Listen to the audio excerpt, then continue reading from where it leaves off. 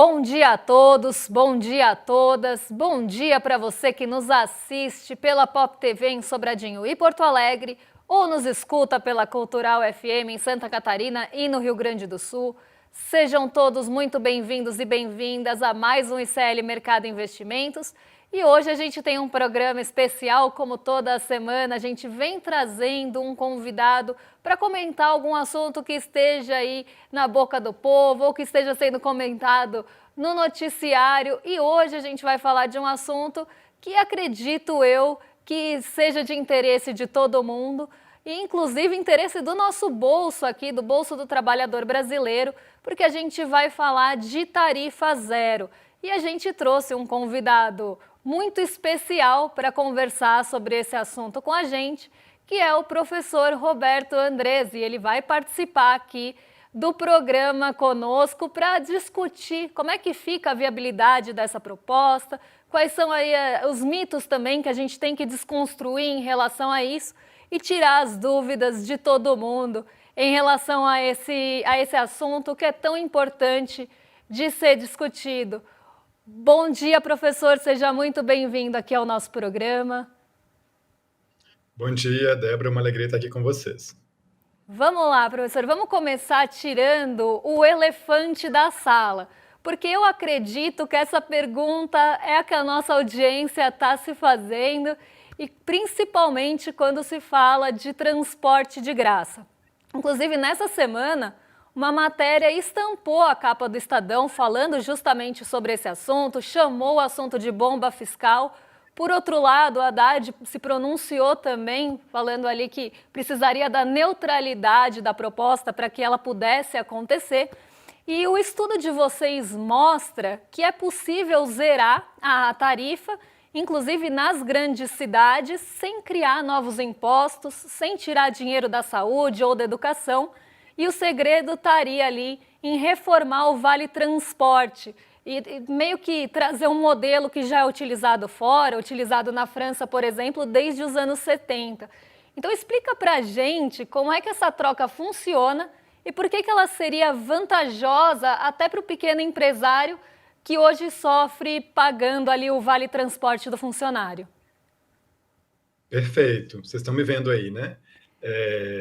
O que acontece na situação do Vale Transporte brasileiro é que é uma lei que se inspirou nesse modelo francês, mas ela acabou, por várias razões, ficando mal desenhada.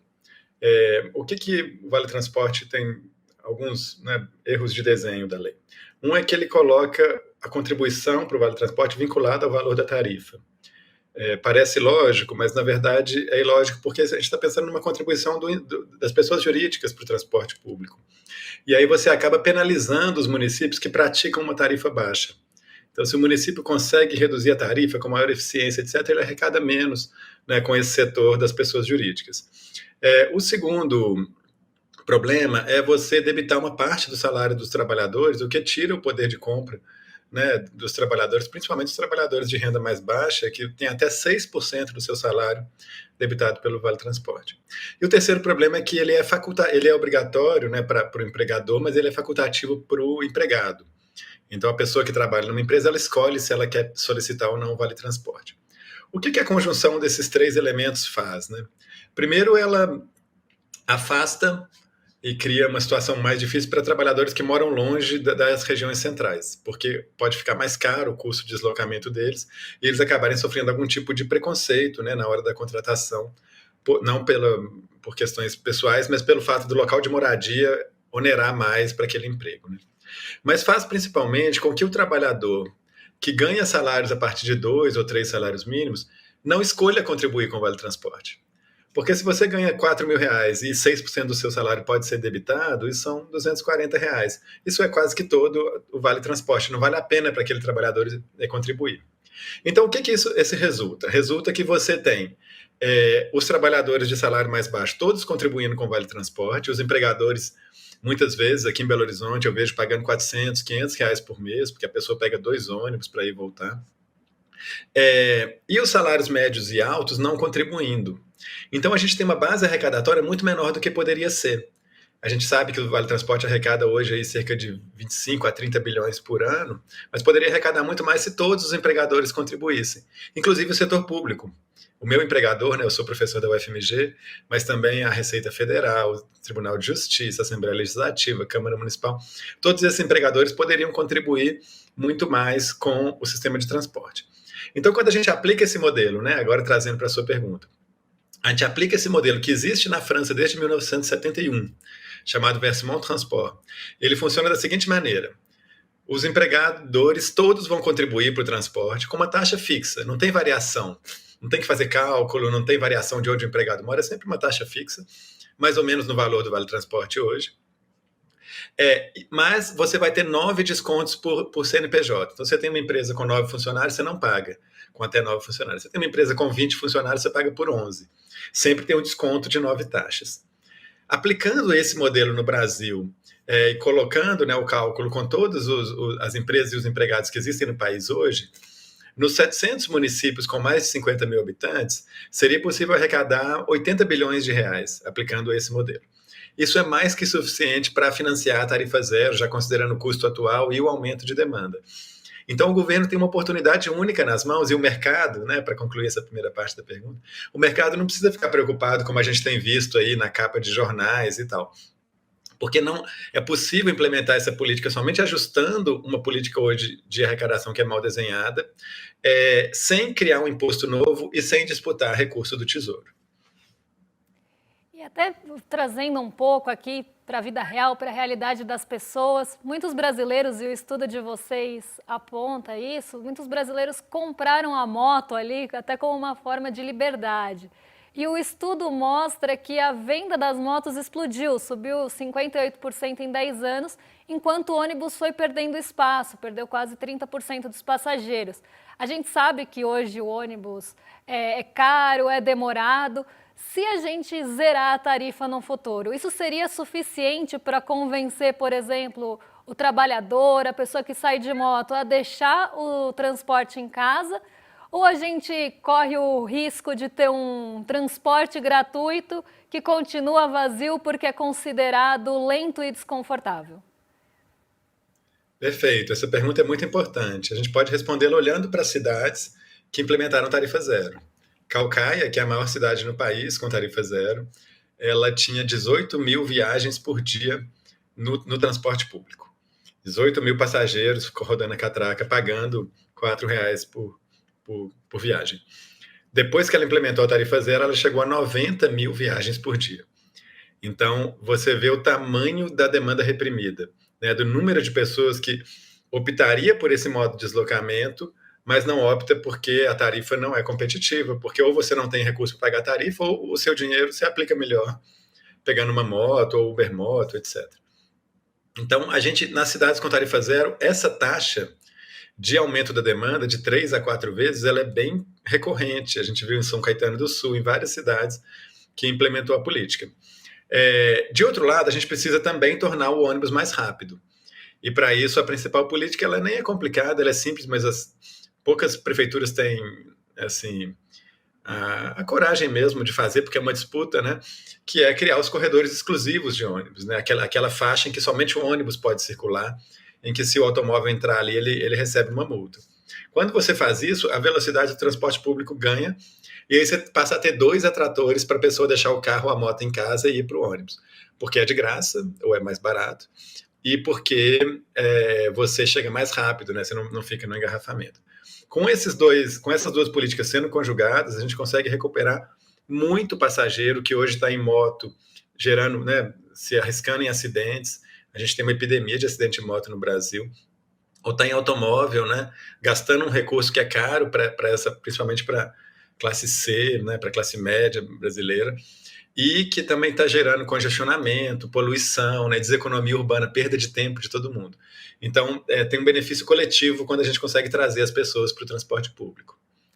Eu acho que isso, até né, pensando nesse aumento que pode acontecer de demanda, acho que isso leva até para um medo muito comum que pode estar, inclusive, no imaginário da nossa audiência, que vai pensar, pô, mas se pagando R$ 5 o ônibus vem lotado, imagina se for de graça, eu vou virar ali uma sardinha espremida naquela lata do ônibus. E vocês falam disso num ponto que eu considero, no estudo, vocês tocam nesse ponto que eu considero importantíssimo, que o problema hoje é o empresário do ônibus que ganha por passageiro.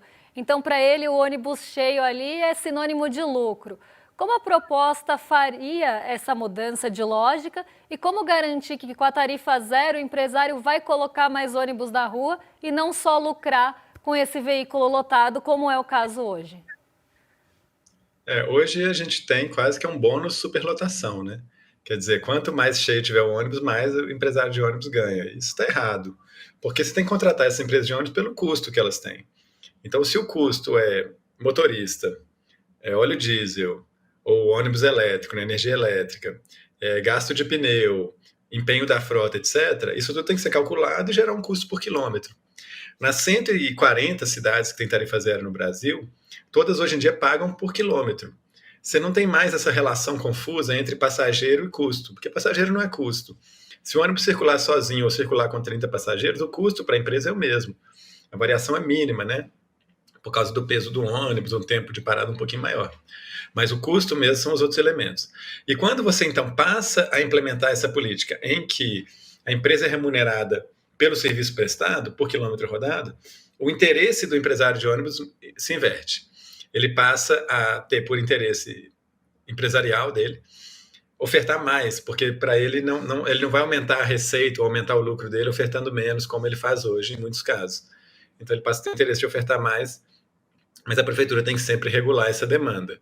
Mas essa é a maneira correta de se contratar empresas de ônibus, de ofertar um serviço melhor para a população. Claro que quando você faz tarifa zero, você tem que aumentar a oferta, porque tem mais gente usando. Mas não tem que aumentar a oferta no tamanho do aumento de demanda. Então, eu falei que em Calcaia, por exemplo, cresceu em 4 vezes o número de passageiros nos ônibus, mas a oferta cresceu cerca de 50%. Por quê? Porque a maioria das pessoas passa a usar o transporte público no horário de entrepico, às 10 da manhã, 11, 9, às 3, 4, 5 da tarde, antes dos horários de pico. Porque essas pessoas, em geral, são pessoas que estão fora do regime CLT, que têm essa possibilidade, que se deslocam pela cidade para trabalhar com trabalho informal, como prestadoras de serviço, ou para resolver um problema, uma questão burocrática, ou ir a um posto de saúde, ir a um hospital, levar um filho na escola. Várias situações que você consegue circular fora do horário de pico. Então, o que a gente vê nas cidades com tarifa zero é que naquele horário que o ônibus circulava vazio, que ele estava assim 10 da manhã, você olha pela janela, vê um ônibus com ninguém, ele está cheio. Então, você tem um aproveitamento melhor daquele recurso que está sendo oferecido para a sociedade. E voltando um pouquinho na matéria que acabou estampando a capa do Estadão, a matéria chamou a atenção para uma guerra dos números, falando que a Confederação Nacional dos Municípios fala em 200 bilhões para custear a gratuidade, a NTU, que representa as empresas de ônibus, fala em 90 bilhões e o estudo da UNB aponta 80 bi. Existe uma diferença aí, se a gente pegar esses três números, de 100 bilhões entre o que os municípios falam e o que foi calculado. Essa diferença gigantesca é gordura, ineficiência ou é o preço daquela famosa caixa preta do transporte? O estudo aponta que falta transparência e auditoria nos dados da empresa, das empresas no geral, né? Então, hoje, o poder público sabe de verdade quanto custa rodar um ônibus no Brasil? Ou o governo está refém do que se chama ali de máfia dos transportes, que acaba inflando o número, tenta lucrar mais ou até barrar essas mudanças, inviabilizar as mudanças? Perfeito. A gente é um setor que historicamente foi muito mal formado, né? Ele foi formado durante a ditadura e com grande protagonismo das empresas privadas e com pouca regulação municipal. Então a gente carrega ainda o resultado, né, desse histórico de formação de um setor pensado como quase que um nicho de mercado entregue ao setor privado com baixa regulação. Então a gente precisa sim de melhorar nosso sistema de transparência, de dados. Isso está às mãos do governo federal. O governo federal já tem um sistema de dados de mobilidade urbana que está no Ministério das Cidades e basta uma política um pouco mais incisiva para que, né, os municípios, se obrigue os municípios a subirem os dados, sob penalização de que senão não recebem algum tipo de incentivo, para que o governo tenha os dados, né, de uma forma muito consolidada. No nosso estudo, né, da UNB com o FMG e USP, nós fizemos um cálculo bastante aprimorado, tentando olhar para a quilometragem, para a produção, né, de cada um desses 700 municípios, tentando pegar dados muito detalhados, e acaba que ele ficou próximo da NTU. Porque a NTU, com 90 bilhões, eles estão falando da tarifa zero nacional em todo o Brasil. E a gente chegou em 78 bilhões para os 700 municípios com mais de 50 mil habitantes. A gente sabe que com menos de 50 mil habitantes a gente tem pouca oferta de transporte, mas tem também. Então a gente está numa proximidade ali. Mas sem dúvida é um setor que precisa ser aprimorado na perspectiva da gestão pública, da regulação e da transparência de dados, e o governo federal tem condições de fazer isso no curto prazo, inclusive para desenhar de uma forma mais detalhada uma política de tarifa zero. E pensando até nesse curto prazo, quase ali como um futuro mais próximo, vocês não estão propondo aqui, né, uma revolução do dia para a noite, e até o estudo sugere um começo gradual para isso, um começo gradual do Programa Nacional. Já para 2026, começando com alguns investimentos ali de 5 bilhões para testar modelo em algumas cidades escolhidas. Que tipo de cidade seria a candidata ideal para esse primeiro teste? Você falou aí de algumas cidades, né, com dos 50 mil habitantes, tudo. Seria esse o primeiro passo? Seria uma capital, uma cidade média? Onde a gente poderia ver esse laboratório acontecer primeiro? Até com uma vitrine para o restante do Brasil. Eu acho que é possível implementar esse laboratório em diversos contextos. No estudo, a gente joga luz nas regiões metropolitanas em que há integração tarifária, né? Porque isso fica mais... Você já tem um sistema integrado entre aquela capital e o acesso às cidades do entorno. Então, ali, Recife, Aracaju, Goiânia, né, regiões metropolitanas que poderia haver uma implementação mais fácil. Mas é possível você trabalhar com cidades médias. Vamos pensar, Juiz de Fora é uma cidade que a prefeita apresentou o projeto de tarifa zero e está na Câmara de Vereadores, quer dizer, esse debate já está acontecendo. Ou mesmo Rio de Janeiro é uma cidade em que o prefeito é o presidente da frente de prefeitos, né, e está à frente de um debate de mobilidade urbana. Estão fazendo um bom trabalho no Rio de Janeiro em torno de melhoraram muito a licitação, eles não estão mais pagando daquela forma que a gente falava, pagando por passageiro, estão pagando por quilômetro, quebraram a licitação. Quer dizer, o Rio de Janeiro está fazendo um trabalho regulatório e de gestão do transporte interessante que permitiria implementar uma tarifa zero, talvez com mais transparência, mais facilidade de controle desses dados e dos gastos públicos. Acho que cabe ao governo federal fazer essa avaliação, mas no estudo a gente traz um pouco esses cenários. E até entrando um pouco, né, naquela proposta das empresas, como é que elas contribuiriam, né, com o número ali de funcionários, isso acaba isentando boa parte de empresas pequenas e cobrando mais das empresas que vão ter mais funcionários, cobrando das maiores. Isso pode ser muito ali inteligente e tudo, mas a gente sabe que, inclusive, quem tem poder político e econômico no Brasil são grandes corporações, inclusive no Congresso.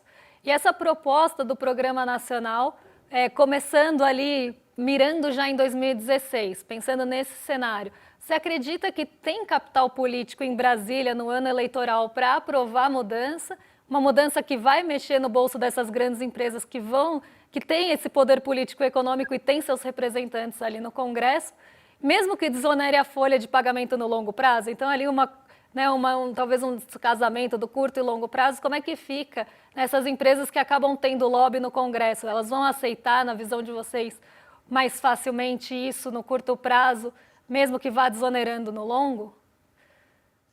A gente viveu esse debate da tarifa zero em Belo Horizonte. Nesse momento, a gente conversei muito com entidades patronais. E mesmo grandes supermercados hoje, eles gastam R$400 de vale transporte por funcionário por mês e ainda contratam uma empresa terceirizada para fazer a gestão desse vale transporte para evitar fraude, que o funcionário coloque o endereço errado para ter um vale transporte maior. Então, é uma dor de cabeça para esse setor. E o que o que a proposta faz, ela não cria um gasto novo para esse setor. Ela simplesmente modifica esse gasto, cria um novo Vale Transporte. Ao invés de você, o empresário, pagar o Vale Transporte, contratando o bilhete direto da empresa, ele paga uma taxa para o governo, que o valor estimado está muito parecido. Foi estimado em R$ 250 por mês por funcionário. Quando você desonera até 9 funcionários por empresa, 83% das empresas ficam isentas dessa taxa. No entanto, você está abrindo mão de somente cerca de 20%, acho que um pouquinho mais, 25% das contribuições. Então, um saldo em que você também não está onerando tanto os que estão contribuindo. Eu acredito que é muito parecido com o que o governo fez na reforma do imposto de renda. Quer dizer, para você desonerar a base da sociedade, tanto os trabalhadores quanto o pequeno empreendedor, você faz com que aqueles que têm mais condições contribuam um pouquinho a mais, mas não é nada de exorbitante. A gente não está falando aqui de nenhuma revolução, nem de uma taxação ultra, né, nem de um imposto super alto para esses grandes. É algo parecido com o que já se gasta hoje. E pensar também que o setor público hoje não contribui. Então, ou contribui muito pouco. Então, o setor público vai passar a dividir essa conta com o setor privado. A gente não está falando somente do setor privado, a gente está falando de todos os empregadores, todas as pessoas jurídicas que empregam, contribuindo para financiar o transporte no Brasil todo, com uma taxa que é muito parecida com o que se gasta no Vale Transporte. A gente viu recentemente prefeitos de cidades que adotaram a tarifa zero tiveram uma taxa de reeleição altíssima, quase de 89%. É uma medida que indiscutivelmente é muito popular. Esse tema deixou, inclusive, muitas vezes de ser pauta da esquerda e passou a ser trunfo de centrão, né? Foi ali cooptada por esse centrão, gestores até mais conservadores. A tarifa zero corre o risco de virar uma medida implementada de qualquer jeito para ganhar voto, sem planejamento técnico e fontes de custeio, como a CTP que vocês desenharam. Como a gente blinda isso? Como a gente blinda essa política pública? E aí eu já quero até pegar uma dúvida aqui da audiência para pegar um gancho, porque eu vi que ela apareceu com recorrência. É como esse planejamento também englobaria os motoristas e os trabalhadores dos ônibus para eles não entrarem num sucateamento também. Então eu já faço as duas perguntas juntas. Quando eu conversei com os motoristas de ônibus de cidades com tarifa zero, estão todos muito satisfeitos, porque eles não têm que lidar mais com dinheiro, gestão de dinheiro ali, né, o risco de ter algum problema, faltar, e também com risco de assalto, e nem com controle de passageiros, que é uma dor de cabeça, para o motorista ter que ficar gritando para o passageiro que ele não pode pular a catraca e tal, brigando com o passageiro, etc. Então eles ficam todos muito satisfeitos com essa mudança. Como geralmente tem aumento de oferta, você acaba gerando mais emprego, né, para os motoristas. Agora sim, a gente precisa de uma regulação nacional. Então, porque até estou vendo aqui imagens de Maricá. Maricá é uma cidade em que a tarifa zero é muito bem implementada, é um município com mais recursos e que tem uma gestão que tem uma empresa pública de transporte, eles têm uma gestão bastante avançada, assim, em qualidade de regulação, oferta, controle de horários, etc. E tem outros municípios que não têm essas mesmas condições ou não executam a política com os mesmos critérios. Então, o governo federal implementar a tarifa zero, criar esse subsídio, criar esse sistema que foi colocado no estudo, ele tem todas as condições de condicionar os repasses aos municípios à entrega de padrões de qualidade do transporte, de transparência de dados, de utilizar sistemas de acompanhamento por GPS, de fornecer número máximo, né, tá cumprindo o número máximo de passageiros por metro quadrado. Enfim, criar critérios de desempenho, obrigar os municípios a cumprirem esses critérios de desempenho para receberem os recursos. Então, a maior vantagem de se estruturar uma política nacional é garantir com que a política em cada município respeite padrões mínimos de qualidade, coisa que a gente não tem hoje. A gente tem 138 municípios, tem experiências muito interessantes, mas cada um executa a política à sua maneira, sem um sistema regulatório que garanta que todos eles respeitam padrões mínimos de qualidade. E acho que aqui para a gente já encaminhar para o final e fechar essa conversa, até retomando um pouco do que você falou lá no comecinho da entrevista, eu queria que você ajudasse a audiência a imaginar uma coisa que o estudo acaba abordando ali, que é a tarifa zero colocar mais dinheiro no bolso das famílias. Em Belo Horizonte, 20% da renda dos mais pobres vai para transporte. mas também, né, seguindo naquela linha de reduzir os acidentes e a poluição. Se tudo der certo e a gente conseguisse implementar esse modelo, como você visualiza a alma das cidades daqui a 5 ou 10 anos e o que muda nessa dinâmica de uma metrópole quando a catraca deixa de ser uma barreira e deixa de pesar também no bolso, porque fica mais renda disponível para a população, inclusive girar a economia ali quase num efeito multiplicador. Perfeito. O que a gente vê nas cidades com tarifa zero é uma mudança social muito intensa, para a população mais pobre, principalmente. Pessoas que não iam ao posto de saúde fazendo suas consultas, pessoas que não iam ao centro fazer compra no supermercado, que o dinheiro da passagem fazia diferença para fazer coisas básicas, ir a um curso noturno, visitar um parente e visitar um parque, um equipamento público de uma cidade. Em Calcaia, no Ceará, eu conheci pessoas, ali é uma cidade praiana, município litorâneo.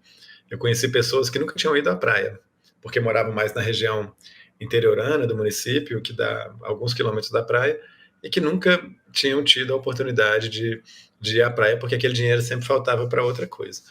E esse impacto no comércio, que você pergunta, ele já é documentado em pesquisas. Vários desses municípios relatam pela própria prefeitura ou pela Câmara de Dirigentes de Lojistas aumento de venda no comércio após a tarifa zero. E um estudo da FGV, que comparou 52 municípios que implementaram tarifa zero até 2022, com 2.700 que ainda cobram passagem de ônibus no Brasil, mostrou que os municípios que implementaram tarifa zero tiveram 3% de aumento de empregos, 7% de aumento de empresas e 4% de redução de emissões. Então, a gente está falando de um estudo muito concreto, comparando muitos municípios, utilizando essas metodologias econômicas, né, da econometria, muito sofisticadas ali, que chegou a essa conclusão que, devido à tarifa zero, esse impulso na atividade econômica foi tão significativo. A tarifa zero, ela é um libertador da vida cotidiana e ela aponta para um futuro em que as pessoas tenham oportunidades mínimas de acesso ao território igualadas, a pessoa poder procurar emprego, a pessoa poder ir à consulta de saúde. A gente tem falta de consulta de saúde, assim, ausência. A fila do SUS é grande, a pessoa está lá na fila, espera um tempão, depois ela não vai fazer a consulta, porque ela teria que pagar a passagem, né? Ela deixa de fazer um curso, ela deixa de se qualificar. Então, a tarifa zero é um pouco o básico para você permitir que a igualdade de oportunidades na sociedade e que as pessoas possam circular mais, consumir mais, se desenvolver mais, aconteça. Professor, muito obrigada. Eu quero agradecer a sua participação aqui com a gente. Infelizmente, o programa está chegando ao final e quero convidar você a deixar últimas palavras para a nossa audiência, um recado, caso queira. A gente está entregando, né? Entregamos para o governo federal esse estudo, para a Secretaria da Presidência da República, para o Ministério da Fazenda. Sabemos que o estudo vai chegar na Presidência da República e não acreditem na Faria Lima e nos grandes jornais quando eles disserem que é impossível e tal. Aqui a gente tem um estudo muito sério que está mostrando para o governo, agora está nas mãos do ministro Fernando Haddad, dar os próximos passos para essa política. Professor, muito obrigado. Foi um prazer ter você aqui com a gente. Vocês estão em mais do que excelente companhia com os nossos vizinhos de cima. William De Luca e Guga Noblar já estão a postos para receber vocês. E eu volto amanhã para trazer o que mexe com o nosso bolso, com a nossa bolsa e com as nossas vidas. Um beijo e até amanhã. As IAs genéricas aprenderam com a internet e a internet está cheia de mentiras. Elas alucinam, inventam e propagam o caos. O oráculo ICL é diferente. Ele não busca no lixo da desinformação. Ele foi treinado no pensamento crítico dos maiores intelectuais do Brasil. É a primeira IA com compromisso real com a verdade histórica. Não seja um passageiro dos algoritmos. Assuma o controle. Use a inteligência artificial para entender o mundo, não para ser enganado por ele. A revolução educacional é agora. Assine o ICL e acesse a verdade. Oi, gente! Toda terça-feira, às 19 horas, tem o Precisamos Conversar inédito, mas isso você já sabe. Mas se você perdeu o programa ao vivo, você pode assistir da seguinte maneira, é bem fácil. Você entra lá no YouTube, em ICL, Instituto Conhecimento Liberta, vai ter uma aba, que é a aba Playlists. Nessa playlist você vai lá e procura por Precisamos Conversar e você pode assistir a todos os programas, o que passou e os outros da outra temporada também. Se fica à vontade, assiste no seu tempo, do seu jeito. Aqui no ICL é tudo muito fácil de encontrar. Então venha com a gente, aproveita e se inscreve no canal ICL. Estamos revolucionando o mundo, meu amor!